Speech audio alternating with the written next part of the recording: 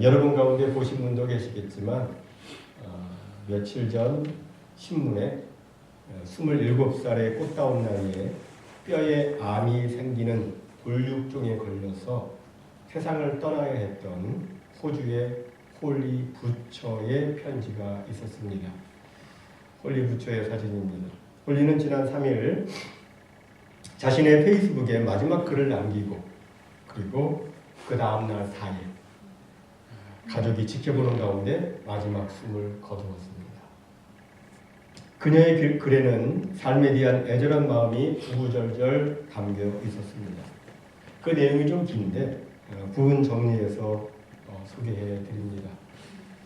26살의 젊은 나이에 자신의 시한부 인생을 깨닫고 받아들이는 것은 이상한 일입니다. 사람들이 무시하며 사는 게 하나 있어요. 그것은 하루하루가 째깍째깍 초침에 의해 지나가는데 그것이 계속 올 거라고 기대하는 것이죠.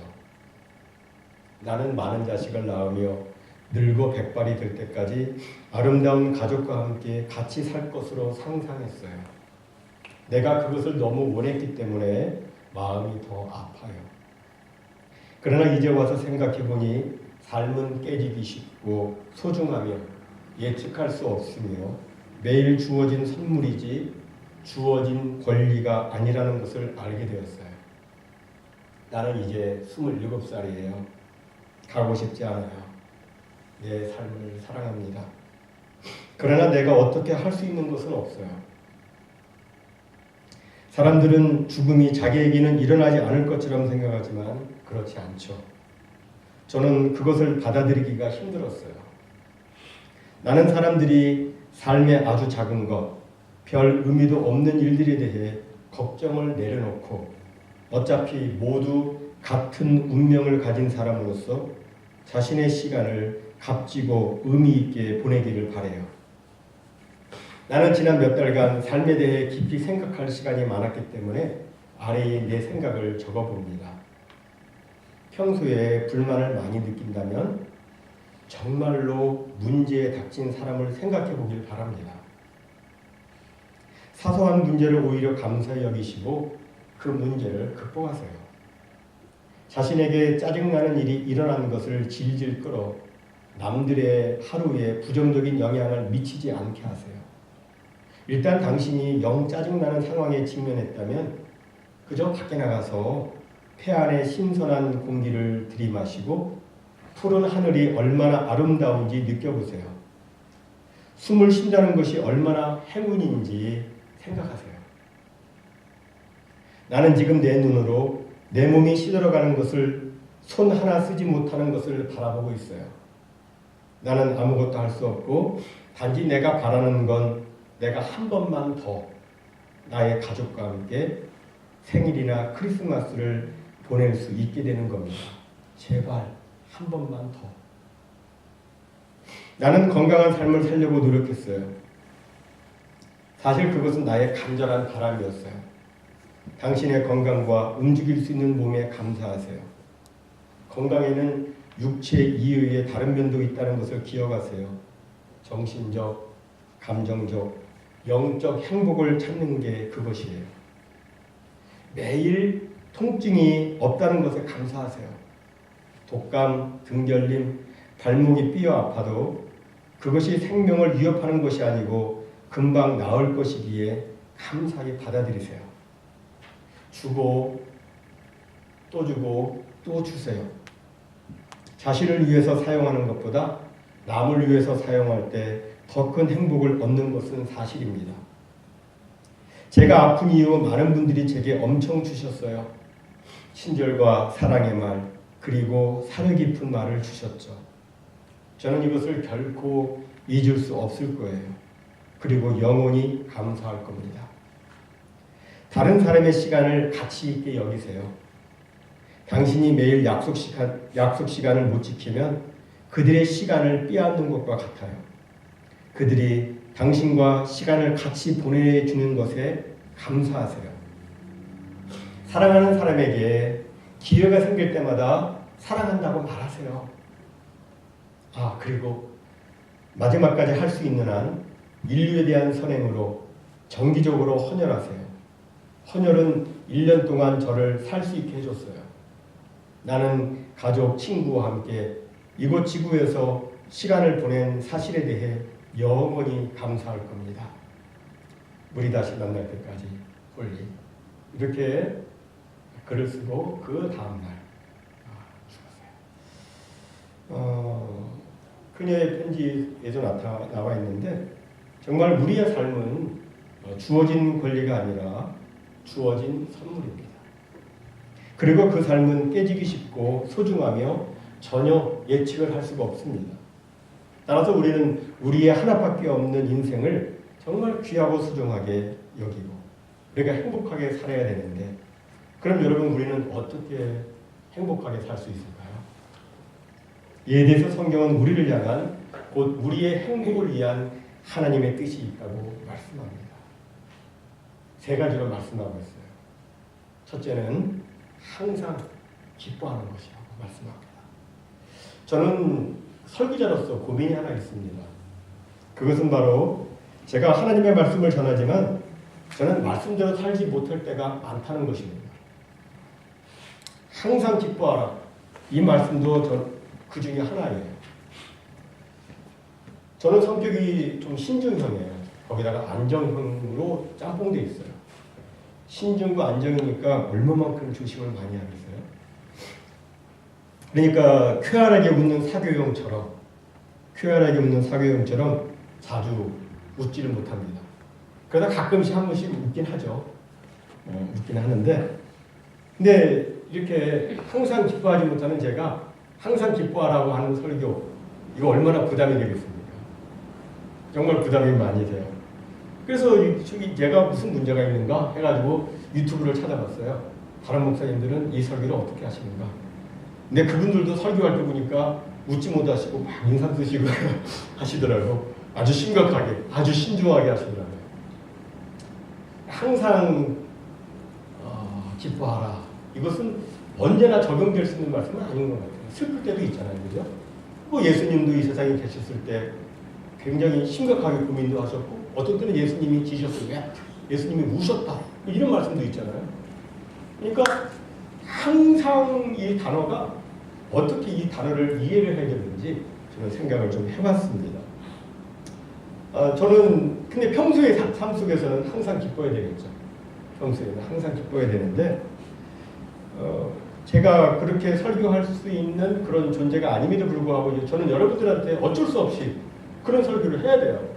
왜냐하면 성경이 그렇게 말씀하고 있으니까 설교를 해야 됩니다. 그래서 이제 제가 기쁨에 대해서 좀 찾아봤습니다. 사람이 언제 기쁜가? 여러분 언제 기쁘세요? 첫째는 사랑을 받을 때 기쁘죠. 사랑을 받을 때 기쁩니다. 많이 많이 사랑해주세요. 기뻐요. 그리고 갖고 싶은 것을 갖거나 이루고 싶은 일이 성취되었을 때 기쁩니다. 예전에 우리 정성교사님 한번 오셨다 가셨죠? 그 아들이 있었는데 그 아들이 그 몰에 가가지고 어떤 집사님이 그 아들한테 장난감을 하나 사줬어요. 이만한 큰 장난감을 사줬는데 걔가 그것을 놓고서는 계속 웃더라고요. 너무 좋아가지고. 자기가 그거 꼭 가고 싶어. 그 많은 장난감 중에서 그거 꼭 갖고 싶었는데 그거 사주니까 그래서 그 집사님이 그거 사주니까 좋아가지고 그냥 한참 웃더라고요. 굉장히 좋아했어요. 그리고 이루고 싶은 일이 성취됐을 때 대학 합격 그 소식을 통보를 기다리고 있는데 그 소식이 안 오다가 딱 받았을 때 얼마나 기쁘겠어요. 그죠? 그러니까 이루고 싶은 일이 이루어졌을 때 기쁘고 그렇습니다. 셋째로는 사랑하는 사람을 위해서 무언가를 할 때 기쁩니다. 그죠? 사랑하는 자식을 위해서 뭐 할 때 기쁘시죠? 여러분들 사랑의 마음을 가지고 뭐를 대접하려고 그러면 정말 기쁘시죠? 사랑하는 마음이 있으면 기뻐요. 사랑하는 사람을 위해서 뭔가를 하고 싶을 때 기뻐요. 넷째는 사랑하는 사람이 기뻐할 때도 기뻐요. 그죠? 사랑하는 사람이 기뻐할 때 나도 괜히 기뻐요. 괜히 좋아요.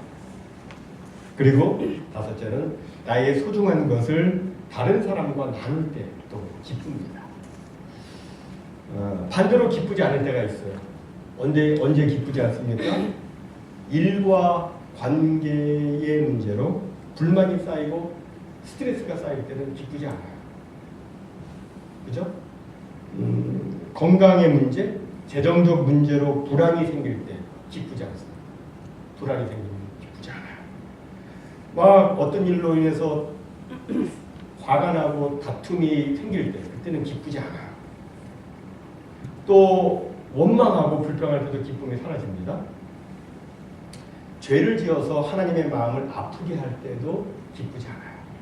다른 사람에 대해서 좋은 생각하지 않고 나쁜 생각할 때도 기쁘지 않아요.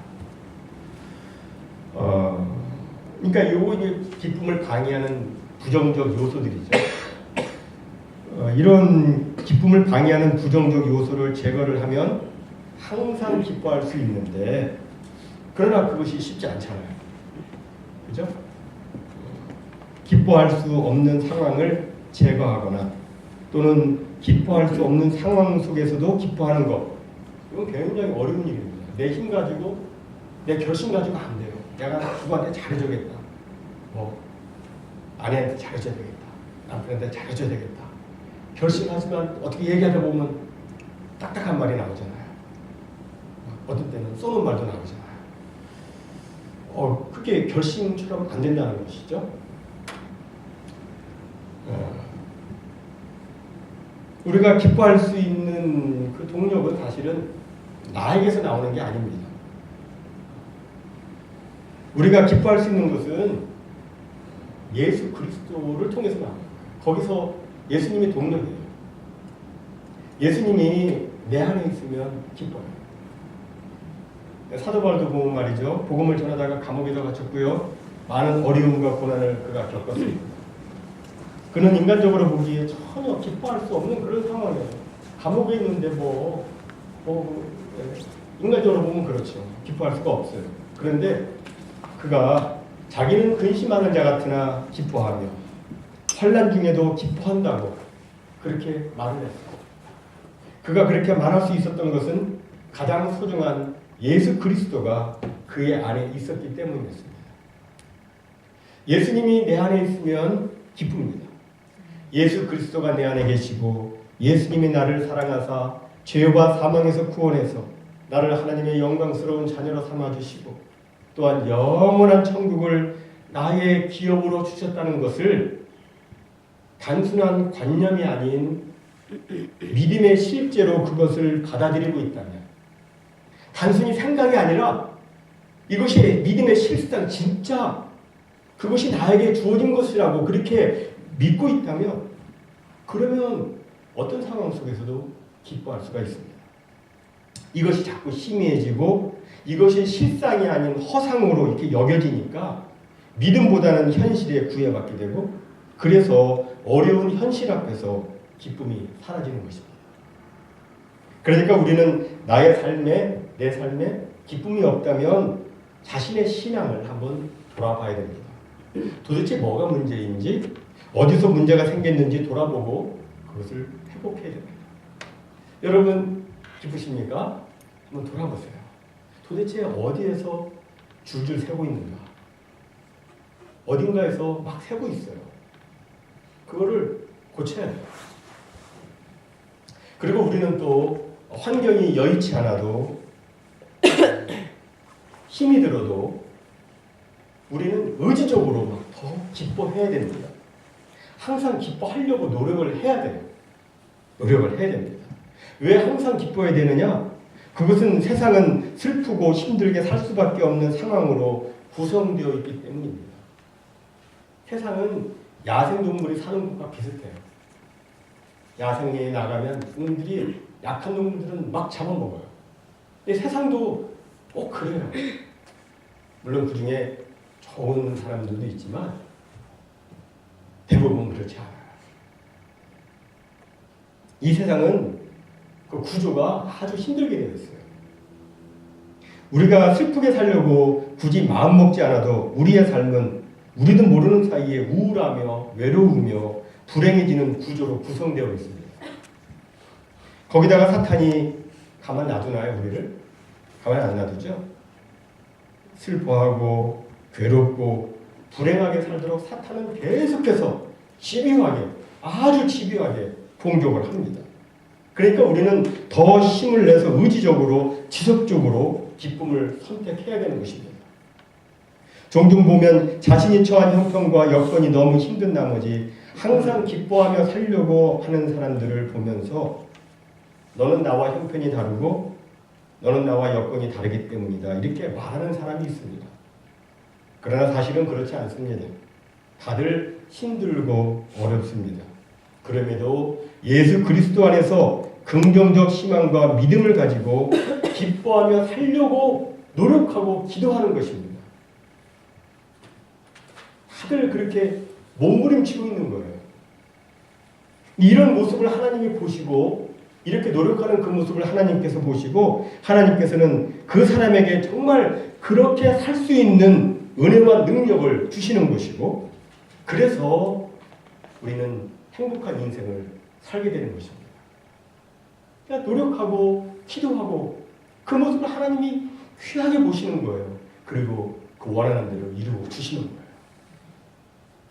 사랑하는 성도 여러분, 기뻐하는 것은 하나님의 뜻입니다. 따라서 우리는 날마다 기쁨을 선택해야 됩니다. 기뻐하며 살리라. 날마다 선택해야 돼요. 나는 기뻐하며 살리라. 기쁨을 선택함으로 정말 주님의 기쁨, 하늘의 기쁨으로 가득한 그런 삶을 사는 우리 모두가 다 되시기를 주님의 이름으로 축복합니다. 다음 두 번째로, 우리의 행복을 위한 하나님의 뜻은 끊임없는 기도입니다. 성경이 말씀하고 있는 대로 우리 하나님은 모든 은혜의 하나님이시고 또한 축복의 하나님이십니다. 제가 언제까지 여러분들에게 설교를 할지는 몰라요. 하지만 설교 마지막 설교까지 저는 강조하고 싶은 게 있어요. 그게 뭐냐면 하나님은 축복의 하나님이세요.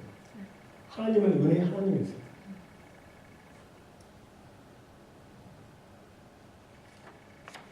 하나님이 정말 원하시는 것은 우리의 행복입니다. 우리가 정말 행복하게 잘 사는 것, 이것을 하나님이 원하십니다. 물론 우리도 행복을 원하죠. 우리도 행복하게 살려고 공부도 하고 일도 하고 나름 최선을 다합니다.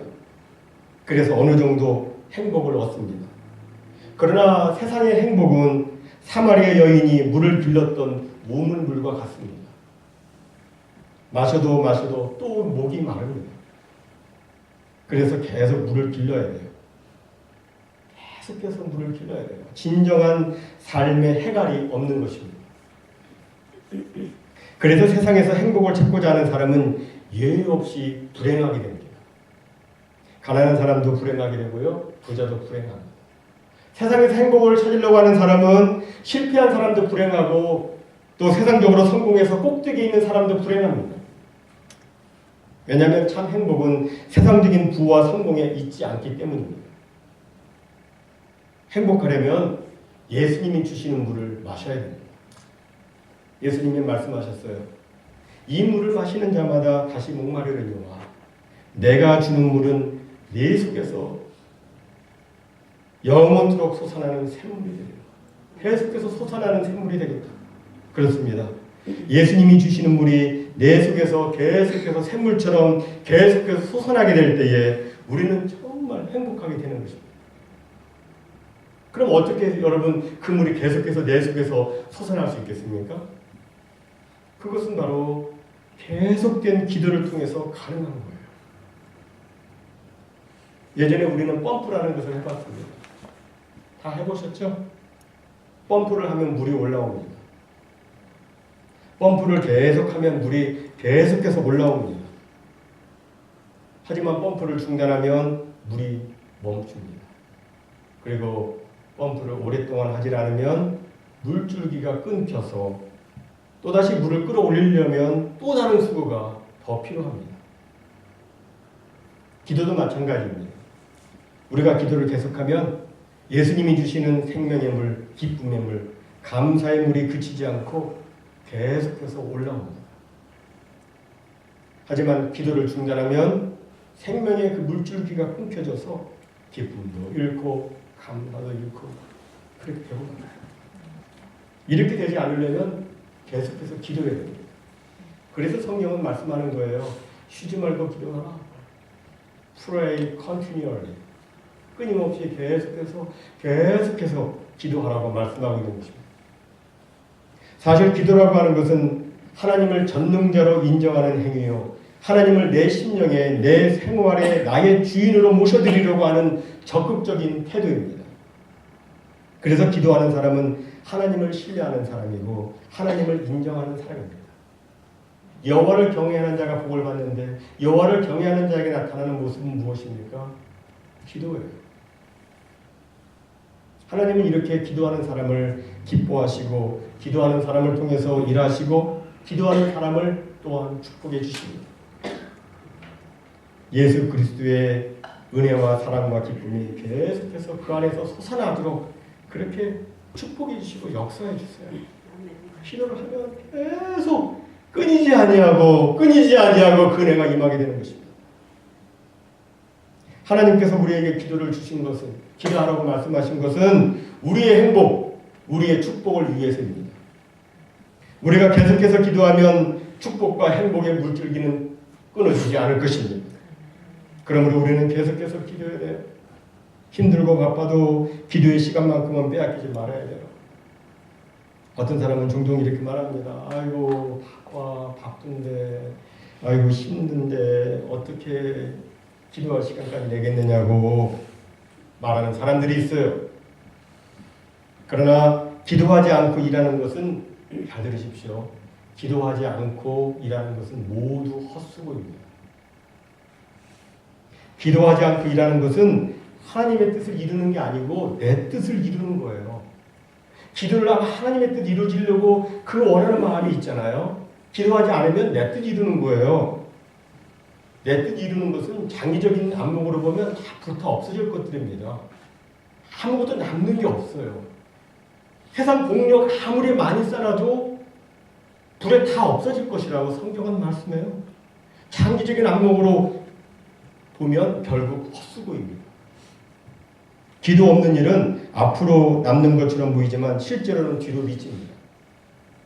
내 딴에는 열심히 일했는데 막 이것저것으로 새어나가는 게 너무나도 많아요. 남는 게 없어요.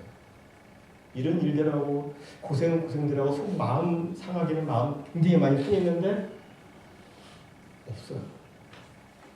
그런데 기도하면서 일하면 하나님이 도와주세요.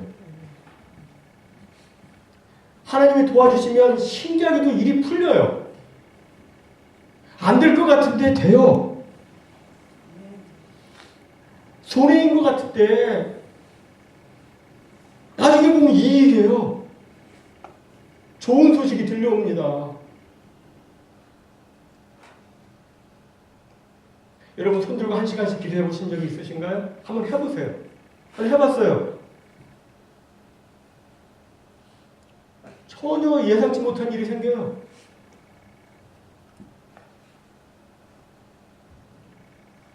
예상치 못한 보너스가 막 옵니다. 그렇다고 해서 제가 여러분보다 더 믿음이 좋다는 얘기는 아니에요. 여러분도 그렇게 하시리라고 생각합니다. 간절히 주 앞에 기도하시라고 생각해요. 제가 말씀드리려고 하는 요지는 우리가 겸손히 주님 앞에 무릎 꿇어 주님의 은혜를 구하고 계속해서 기도를 하면 하나님이 그 모습을 참 귀하게 보시고 축복해 주신다는 겁니다. 하나님은 정말 우리를 축복해 주시길 원하시는데 그게 물줄기가 어떻게 해서 계속 이어지느냐, 축복의 물줄기가 어떻게 해서 계속해서 이어지느냐, 그게 기도라는 것이죠. 그러니까 우리의 행복을 위해서 하나님이 쉬지 말고 기도하라고 하신 이유가 뭔지 우리는 알 수 있어요. 아, 나를 사랑하시는 하나님이 나에게 축복해 주시려고 그렇게 말씀하신 거였구나. 하나님이 계속 붙잡아 인도해주시고 축복해 주시고 하나님이 역사하시면 뭐 다 되는 것이죠. 이런 은혜가 우리 모두에게 있기를 주님의 이름으로 축복합니다. 네. 이제 마지막 세 번째로 우리의 행복을 위한 하나님의 뜻은 범사에 감사하는 것입니다. 이 범사에 헬라어 원어 뜻으로 보면 모든 상황에 in all circumstances 이렇게 돼 있어요. 모든 상황에. 그러니까 모든 상황이라고 했으니까 일이 잘 풀려도 감사, 안 풀려도 감사해요. 그죠? 모든 상황이니까. 건강해도 감사, 아파도 감사해요. 아파도 감사하죠. 정말 감사하죠. 기도 응답을 받아도 감사, 응답이 없어도 감사해요.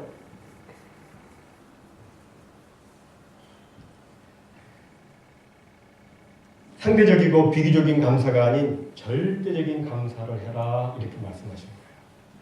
조건부의 감사가 아닌 무조건적인 감사를 해라 이렇게 말씀하신 것입니다. 잘 되니까 감사, 물론 그것도 필요하죠. 그런데 그 조건을 떠나서 감사하라는 거예요.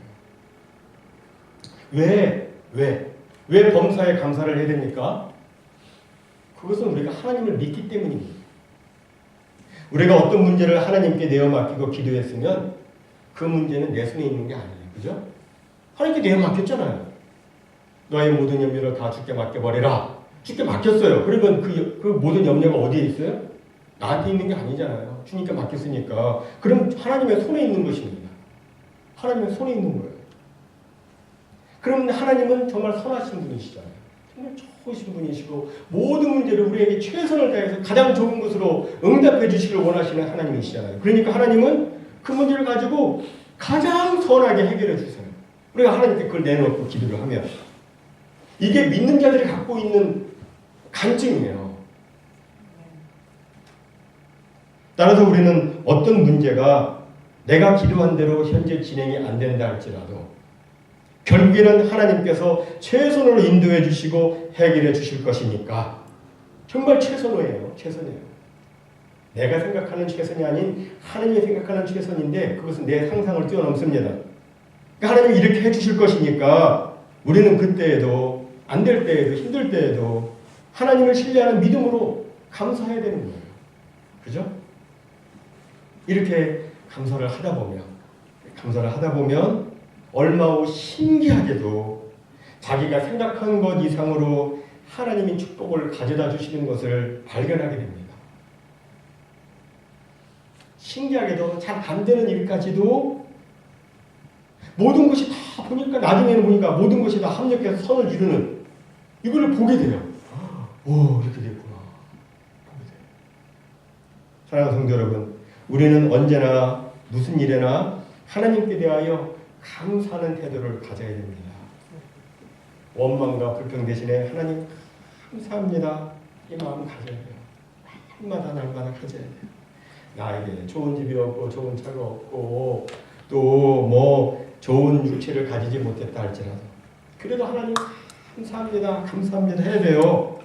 슬픈 일, 아픈 일을 당해도 그 속에서 하나님의 뜻을 발견하고 감사의 조건을 잡고 감사해야 됩니다.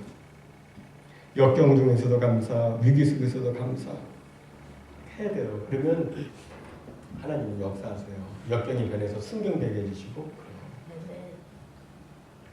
신실하신 하나님, 축복의 하나님, 사랑의 하나님을 믿기 때문에 우리는 언제나 하나님 감사합니다.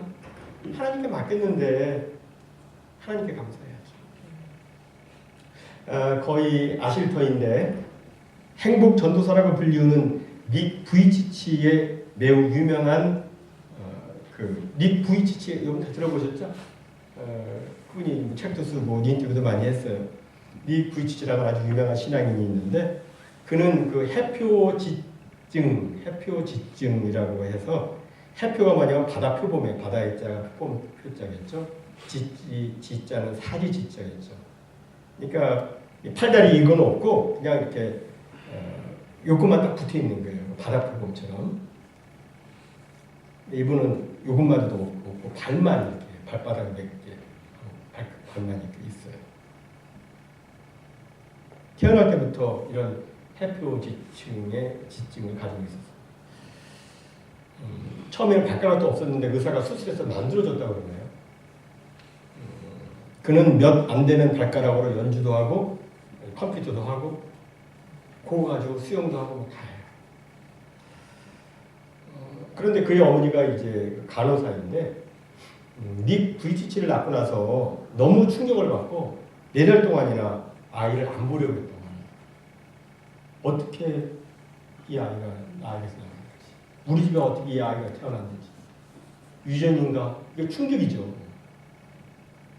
유전은 아니었어요. 왜냐하면 그 다음으로 동생 둘이 태어났는데 그 둘은 정상이었습니다. 닉만 그렇게 된 거예요.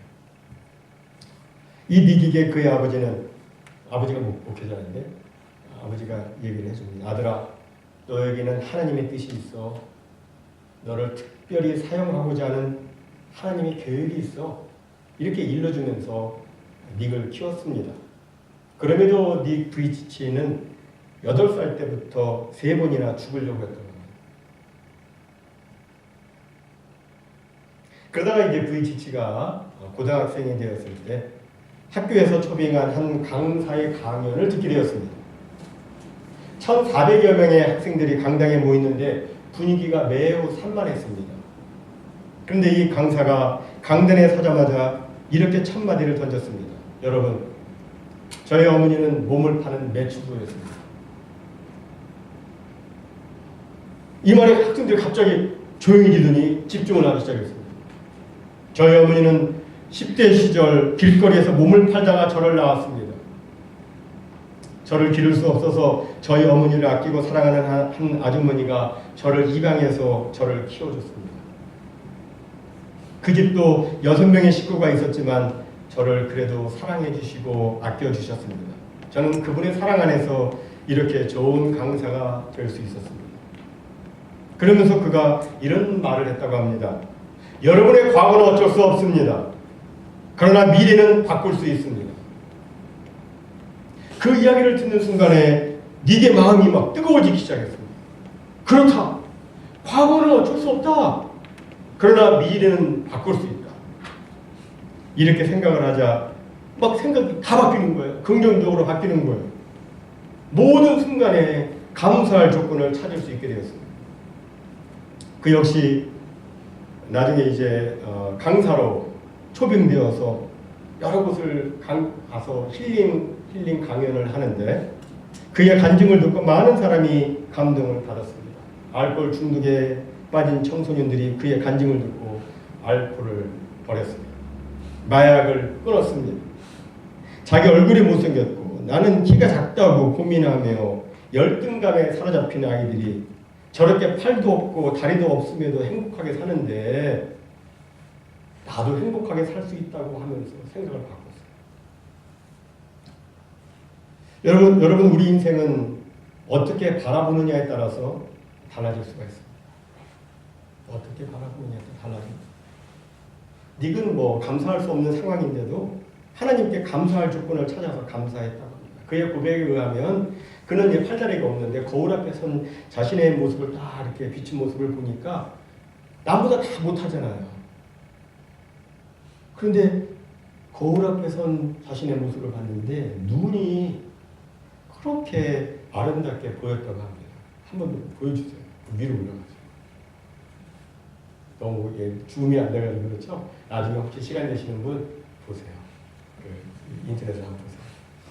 눈이 참 아름답네요. 눈이 그렇게 아름답게 보였다고 그래요. 그래서 누가 뭐라고 하든 내 눈이 정말 아름다워. 내 눈을 주신 하나님께 나는 감사해. 이런 자세를 가지고 사는 거예요. 그가 43개국 400만 명을 직접 만났어요. 400만 명을 직접 만나고 그들에게 복음을 전했고 힐링 간증을 했어요. 결혼도 잘했어요. 와이프가 굉장히 미녀예요. 자식도 둘 잘 낳았습니다. 여러분 이것이 바로 감사의 기적입니다. 감사하면 기적이 나타납니다. 사람들은 대개 감사보다는 불평하고 원망의 말을 많이 하죠. 그러면 그렇게 하면 말이죠. 그 말처럼 그 삶에 불평과 원망이 딱 기다리고 있어요. 그런데 우리가 감사를 하면 그 앞에 감사할 거리가 또 생기는 거예요. 그래서 우리는 감사 인생을 살 수가 있는 것입니다. 감사를 하면 또 감사가 생기고 그래서 감사하면 또 감사가 생기고 그럼 계속해서 감사 인생을 살 수 있는 거예요. 이게 행복한 인생이죠. 말씀을 맺도록 합니다. 사랑하는 성도 여러분, 하나님께서는 우리의 행복을 위해서, 정말 우리의 행복을 위해서 항상 기뻐하고 쉬지 말고 기도하고 그리고 모든 일에 감사하라고 이렇게 말씀하셨습니다. 이 세 가지는 우리를 위한 하나님의 뜻입니다. 그러나 우리의 불행을 원하는 마귀는 날마다 우리를 충동하며 말합니다. 항상 슬퍼하라. 쉬지 말고 비방해라. 그리고 범사에 불평해라. 이게 사탄의 말이죠. 우리는 여기에 넘어가면 안 돼요.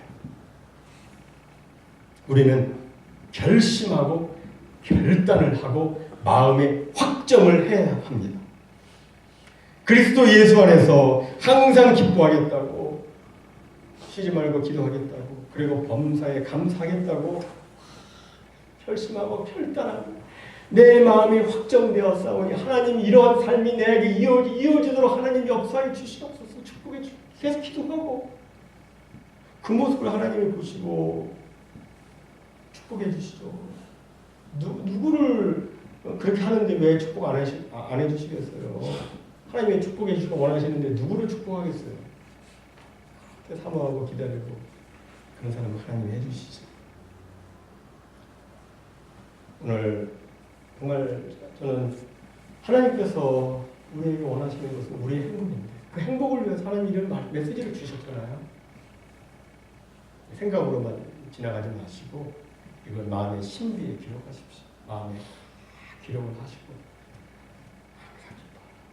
쉬지 말고 범사에 이는 그리스도 예수 안에서 나를 향하신 하나님의 뜻입니다. 나를 위한 하나님의 축복의 말씀 붙잡는 우리 모두가 다 되시기를 주님의 이름으로 축복합니다.